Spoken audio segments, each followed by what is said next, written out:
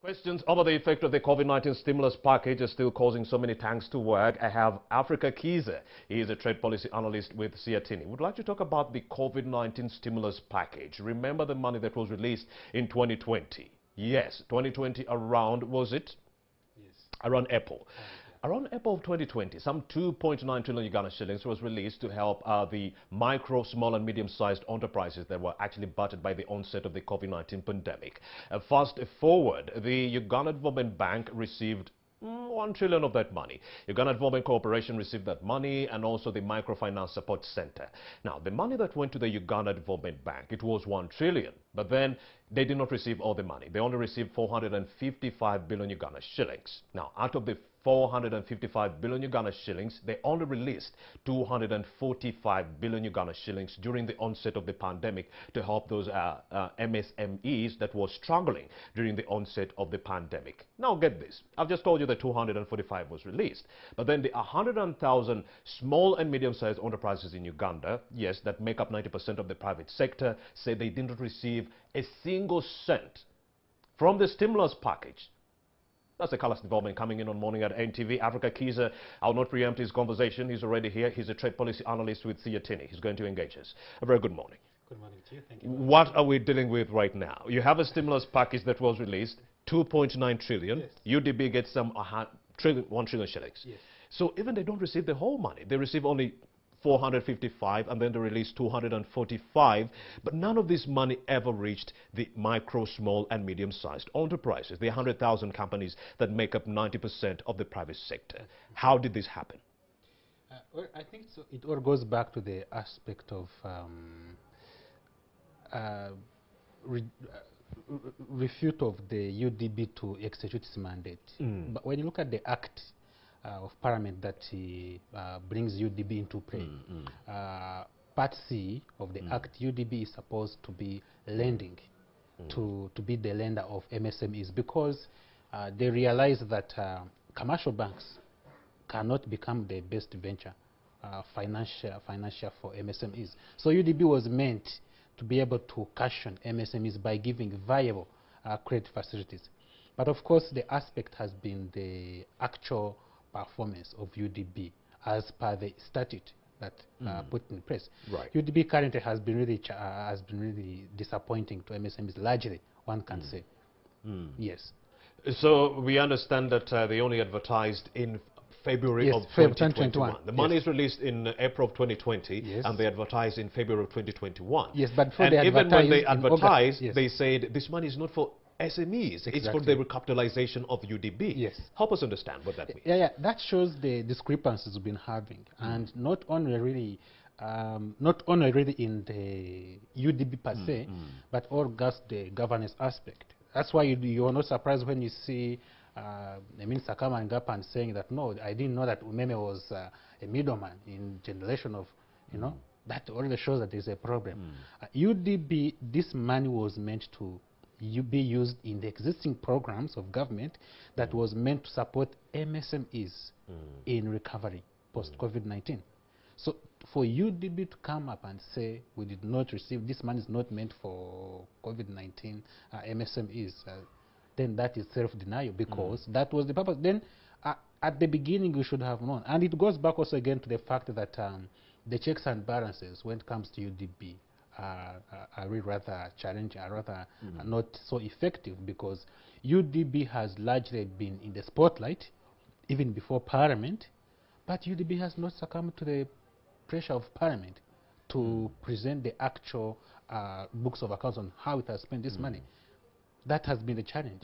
And it all goes, like I was saying, it all goes back to the governance aspect. If there was a checks and balances saying that UDB will not utilize this money, we are not going to give you more money, then UDB would have actually retaliated and done the needful. But actually, it is surprising that in the national budget for this financial year, we are adding more money, close to 1 trillion, to UDB. Again, for this. So you are already adding a failed institution funds to undertake activities for the purpose which has failed. That becomes challenging. So you start questioning what exactly has been, what exactly is going on, meaning that there is a spin master. They know what is happening, but again, they can't dare question. So I would like to know, Africa Kiza, because the situation is really compelling. Businesses are not actually operational. Many of them have cut down on the amount of time they have to operate, so meaning lesser money is coming in, and then government is proposing to tax more these businesses that they didn't even help resuscitate themselves during the pandemic. What would be the immediate ramifications of this? Taxing businesses that are already slipping. I'm glad you're asking this question. It has always actually baffled me that we are taxing them out of business. We are taxing the ailing business out of business. I see. Yes, there are some unfortunate taxes that have been proposed. And like you're saying, first of all, you've lied to the MSMEs. Actually, for the first thing, we need an apology. MSMEs need an apology from the government. Every arm of government needs to apologize to MSMEs because they were lied to in broad daylight. This was granted theft going on because you're saying MSMEs, there's a package for you, and they're not accessing it. But again, you're coming up with taxes. Let me give you some of the unfortunate taxes. For example, take an example of the 12% tax on data. Indeed. COVID-19 brought the aspect that we need to shift from physical markets to online markets. And online markets, it's more on, you have your social media account, you have your friend, you advertise your goods, then they're able to. And in the end, much of our taxes being consumptive, you would know that the more we earn, the more we consume. But instead of supporting, instead of actually government reducing on the cost of internet, you are adding more cost in terms of data. This makes it hard for MSMEs to be able to join the digital world, and in the end, it becomes self-defeating. And actually, there are promises that government had promised us free internet from 4 p.m. to 6 a.m. Where has that gone? Nothing. They're actually taxing us more. There is another tax, for example, on packaging materials, glass. One of the reasons, for example, why MSMEs cannot access Kenya's market is because of standards. I understand there are some political aspects, but standards, because some goods are not to standard. Now, the challenge is that some of the packaging materials, like plastic ones, sometimes contaminate the products and they end up losing the actual standards post-production. Now, there is a 35% tariff that has been slapped on importation of glass. So that becomes, it makes it already difficult for MSMEs to break through. So the implication will be that we are already having an ailing economy and we are taxing it. So there won't be much that is going to be recouped. And what is going to be the reason, the way out? Go for more loans. We are already, we are already down because of the loans, the chain around the neck of debt. But then we do have 17 trillion shillings from the financial 2020 to 2021 in undisbursed loans. Africa Kiza. What exactly are we looking at? I mean, they say they do not have the money. But then when you look at the reports that are coming in from the Auditor General, we have 17 trillion shillings in unused loans. This money could go to reservicing the SMEs. Yes. I once did an interview here at the NTV, and it was again on that same issue. Undisbursed funds. And one of the aspects that came up was the fact that there is the issue of procurement, that in the local government, procurement takes a lot of time, and then by the time we finalize procuring, we send to Ministry of Finance, things are already out of hands. So that again takes us the question that how strengthened are these institutions to remove the middleman? If you look at Kenya as an example, when it came to the stimulus package, the government of Kenya did not consider commercial banks. It went to associations of MSMEs and injected the monies there. They went to they went to an agreement. This is how much we are going to give you. This is Aaron.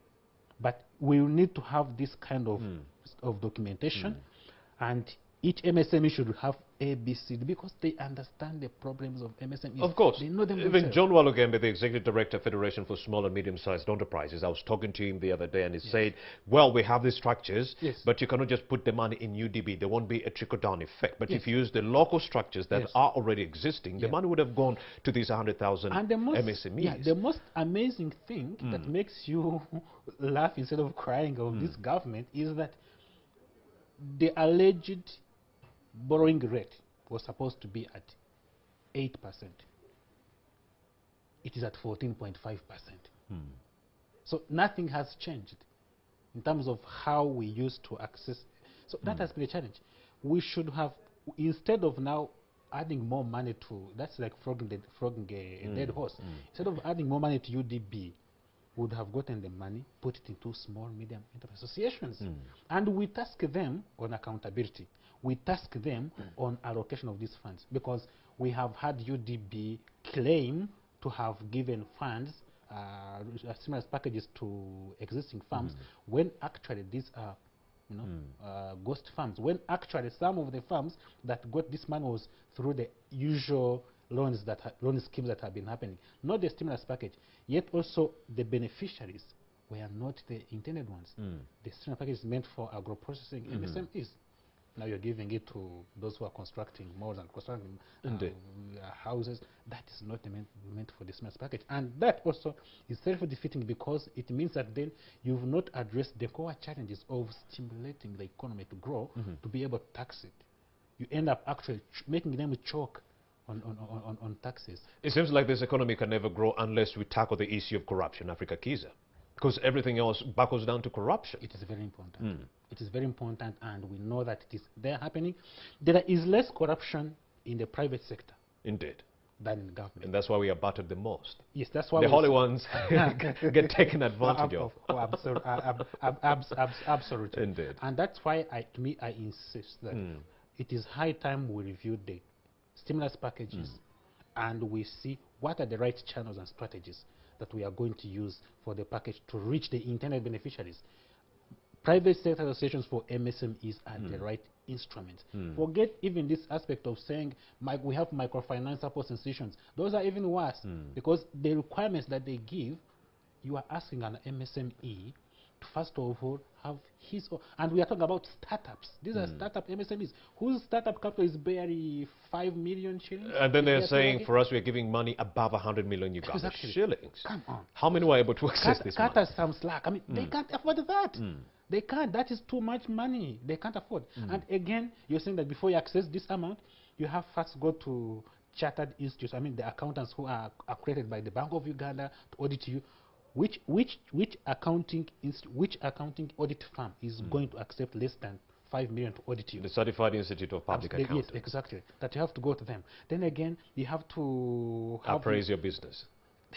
I mean, it's to know the value. You are asking a start-up. Indeed. I mean, it's like we are living on Mars and we are magically appear on Earth. So the requirements by UDB made it harder for these MSMEs to actually apply for this money. Exactly. But they know it. It's not that they don't know, they do know. But the issue is you make it as hard as it can be for an MSME to be able to access the money. And in the end, when you declare that none of the beneficiaries have come up, then you are, of course, ready to juggle with the sharks who can access, who have the requirements, who are not supposed to be the beneficiaries. And in the end, you continue growing the disparities. The MSMEs go out of business. The already established businesses who could actually thrive end up. Let's take an example. The package was also made, for example, to support the creative industry. How many artists have been able to access this money? Indeed. How many in the creative industry have accessed this money? None. So these are the discussions we need to look into. To support, for example, also supporting the health sector, those that are involved in health and all that. I would be lying if I said that they have access. Africa Kiza, let's address the Minister of Finance, Matia Kasaija, directly. He contends that he earmarked 6.9 trillion Uganda shillings to security and governance simply because you cannot have development if you do not focus on your security. Now, I want to know from you, would it be wishful thinking to believe that if we do not focus on the MSMEs who make up 90% of the private sector, this economy shall not be resuscitated, this economy shall not be revived to get back on its feet, if we do not focus on the SMEs? You're asking this question on WordPress Freedom Day. WordPress Freedom Day. Yes. And this is a very important question. Amazing. We are not at war. We are actually at war with ourselves. I mean, the government, the security forces are at war with the citizens. Battering journalists, battering people who are going for peaceful protests and all that. So we are not fighting a proxy war like maybe we are in the Congo, we are in nothing. So our own. The security we are having, the security issues we are having are from our own bad governance. I do not see why we should inject close to 7 trillion in financing security. when we have actually many of the crimes that we see are economic. I hear you. Yes, aspects of unemployment. Thank you. Why do we have car muggers? Because they're unemployed. I was looking at the aspect when I was before coming. I was looking at the story of the people that the external labor. Externalization of labor, yeah. Yes. Why is they are that living because of unemployment. Why is that exactly? Who can create 300,000 people. Exactly. Who can create the employment? The MSMEs. And these people would go a long way in developing their own country. Absolutely. And there is always this talk, the same old rhetoric that the Minister of Finance will always tell us, that you see many of these MSMEs cannot see their second anniversary. Why? Because your taxman is on their neck. I mean, it is always hard, it is so hard for an MSME to break through when the cost of doing business is so high, when the cost of electricity is so high, and then you tell us, oh, I did not know that women was a middleman just to... Come on, you knew. And they will still tell you that we are producing more electricity, but it's still expensive. Absolutely. You cannot... So the issue is that we have our priorities have not gone right. We are like the legendary, you know, in Japan they call them the three Japanese wise monkeys. Yes, no, there are those monkeys in that legend. They do not see evil. Yeah. They see like this emoji that has someone touching their face. They do not hear evil. Yes. And they do not speak evil. But there is evil. Indeed. That's the issue. Here the aspect is that our budget was supposed to be progressive and was supposed to look at the production aspects of the economy, to stir the economy, to resuscitate the economy back to its feet. And this was meant to look at what are the productive sectors. We talked about agriculture, agro-industrialization, we talked about tourism, we talked about health, we talked about education, not security. Security is not productive. Security is actually predatory, and predatory in a way that it actually ends up playing on the innocent and suspecting Ugandans. So to me, I see a mismatch in walking the talk. That the political talk we are given is that we are going to refocus, to reignite the economy back into industrialization under Hakuna Mchezo.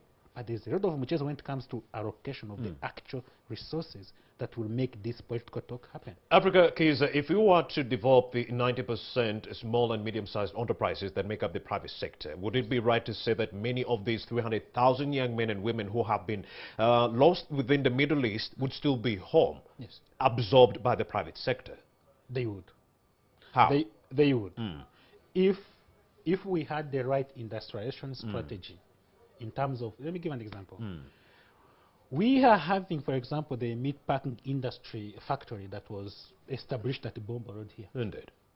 Why for Christ's sake should you establish a whole factory, meat production, on Bombo Road, as if we have, if you look at the Auditor General's report for the last 2 consecutive years, financial years, 60% of all the established factories have been operating below standards.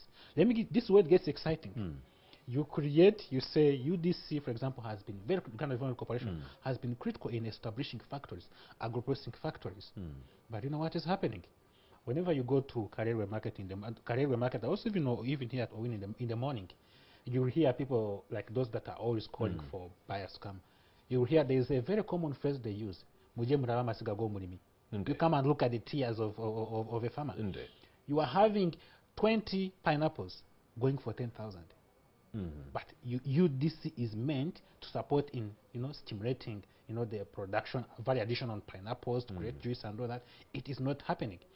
If we had agriculture well planned, that we are going to put industries, factories, back into the economy, rural sector, so they can be near the farmers, then it would make sense. Well, the president is still adamant to talk about the issue of minimum wage because he feels like it will scare away investors who are looking for cheap labor in Uganda. Do you think a minimum wage will go a long way in actually resuscitating the private sector, developing it, if you will? We feel very insulted sometimes, by the way, when we hear such kind of unfortunate rhetoric. I saw on Saturday Labor Day, yep, a whole Minister of State for Labor, moreover a doctor for that sake, saying that a minimum wage would be disastrous for the economy. So and by the way, we are talking about a living wage. We are not asking for millions of monies.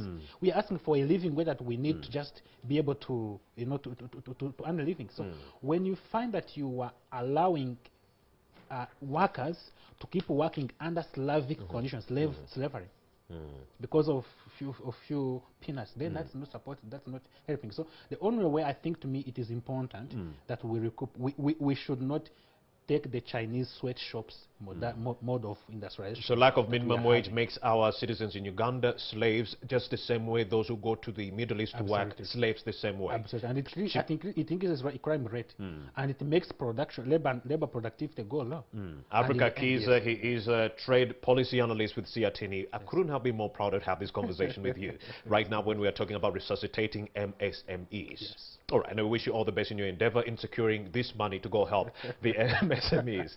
We do. Thank you so much for All right, and you're still watching Morning at NTV. Such conversations can only be found right here on Morning at NTV.